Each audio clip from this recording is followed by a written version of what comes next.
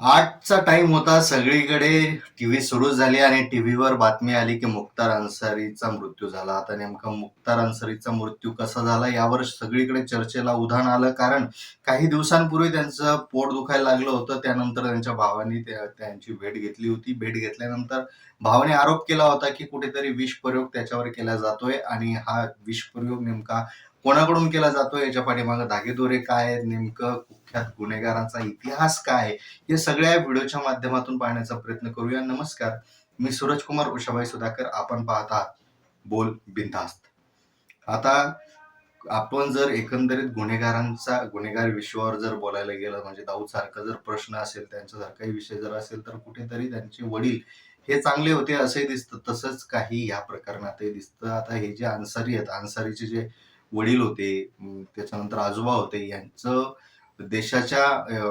देशाच्या इतिहासात महत्वाचं स्थान आहे, मोठं कॉन्ट्रीब्युशन आहे. आता हे जर विचार केला तर कुठेतरी त्यांचं जे वागणं होतं ते कशामुळे होतं, हे सगळे प्रश्न पडतात. पण मुख्य प्रश्न हा पडतो की मुळात हा अन्सारी कोण होता. आता अन्सारी हा एक राजनैतिक दलासोबत जोडला गेलेला होता.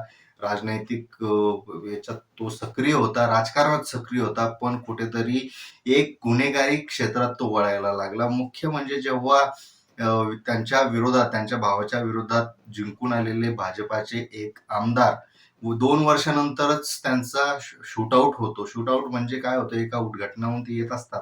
उद्घाटनाहून येत असताना एका चौकात त्यांना अडवलं जातं. त्यांची बुलेट प्रूफ कार असूनही चारही बाजूनं गाड्या जमा होतात आणि त्यांच्यावर ओपन फायरिंग केली जाते आणि त्यात त्यांचा मृत्यू होतो. आता ही सगळी गोष्ट यातून सांगायचं काय होतं, तर आमच्या इलाका किंवा आमचं जे स्थान आहे ते तुमच्यापेक्षा नेहमी श्रेष्ठ असणारे, हा एक त्यातून मेसेज देण्याचा प्रयत्न होता. तुमच्या इलाक्यात येऊन आम्ही तुम्हाला मारू शकतो, असाही तो एक मेसेज होता. आणि त्याच्यानंतर खऱ्या अर्थानं गुन्हेगारी क्षेत्रात हे अन्सारी नाव पुढे यायला लागलं. अन्सारी नाव याचं जर आपण गणित पाहिले, जे ज्या जेलमध्ये होते त्या जेलमधले जर फुटेज जर आपण पाहिले, तर यांच्यावर कोणतेही निर्बंध नव्हते असं दिसतंय. आता मागच्या काही दिवसातच पंजाबचे मुख्यमंत्री त्यांनीही सगळा लेखाजोखा बाहेर काढला आणि काय काय जेलमध्ये, पंजाब जेलमध्ये होत होतं त्यांच्या नावानुशी, हे सगळं बाहेर आलेलं आहे. पण नेमकं आता हे करणारे हात कोण होते, यावरही मोठा प्रश्नचिन्ह निर्माण होतो. आता इतकं सगळं असताना कोणाचा वरदहस्त असल्याशिवाय गुन्हेगारी क्षेत्र इतक्या मोठ्या प्रमाणात वाढू शकत नाही. कारण की जो बॅरॅक नंबर 1 होता जेलमधला, तो पूर्णपणे अन्सारीच्या नावावर केलेला होता. तो जेलमध्ये गेला की त्याचे जे काही पंटर लोक होते, ते पंटर लोकही छोट्या मोठ्या गुन्हा करून जेलमध्ये जायचे आणि त्यांचं एक वातावरण तयार व्हायचं. त्यांचे गँग तिथं तयार व्हायची आणि एक प्रकारचं राज्य त्या जेलवर त्यांचं असायचं आणि आतून सगळे हँडलर बाहेर काम करायचे.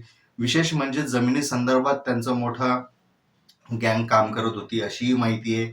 आता हे जे हत्यारं आहेत, त्यांचे हत्यारं, कम्युनिकेशनचे माध्यम सगळे जेलमध्येही असायचे असंही बोललं जातं. याच्यावर अनेक लोकांनी बाहेर काढण्याचा प्रयत्न केला, जो विषय मार्गी लावायचा प्रयत्न केला, पण अनेक लोकांना अनेक लोकांचं निलंबन झालं. काही लोकांना मध्येच ड्युटी सोडावी लागली, तर काहींवर वेगवेगळ्या परिस्थिती निर्माण झाल्या. इतकी दहशत या नावाची होती. आता ही दहशत जी होती ती योगीराज आल्यानंतर, म्हणजे यूपीमध्ये योगी मुख्यमंत्री झाल्यानंतर याच्यावर आणखी कडक निर्बंध आले आणि कुठेतरी हा जातीय कलहचा पण रंग बऱ्याच वेळेस दिला जातो. कारण ज्या दंगली तिथे झाल्या होत्या, त्या दंगली दरम्यान हा जो गुन्हेगार आहे तो ओपन गाडीमध्ये फिरायचा. आता हे सगळं जर पाहिलं तर कुठेतरी ही जी दहशत होती, त्या दहशतीच्या खाली त्यांच्यावर अनेक गुन्हे होते आणि त्या गुन्ह्याची अनेक शिक्षाही त्यांना भोगवली होती आणि त्या शिक्षेत ते आतमध्ये होते. पण आता जर राजकीय वळण पाहिलं, तर याच्यामध्ये दुसरी एक महत्वाची गोष्ट आपल्याला लक्षात घ्यावी लागेल, की यांचा इतिहास जर एकूण पाहिला, तर यांना हिंदू मतं पण अतिशय महत्वाची होती आणि हिंदू मतं त्यांना मिळत होती.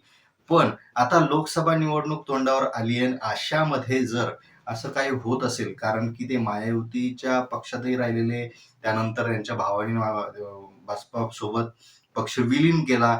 सपासोबत पण यादव यांच्यासोबत पण जाण्याचं त्यांचं धोरण होतं, पण त्यांनी विरोध केला. आता हे सगळे राजकीय गणित जर पाहिले, तर यात बरीच गुंतागुंत आहे.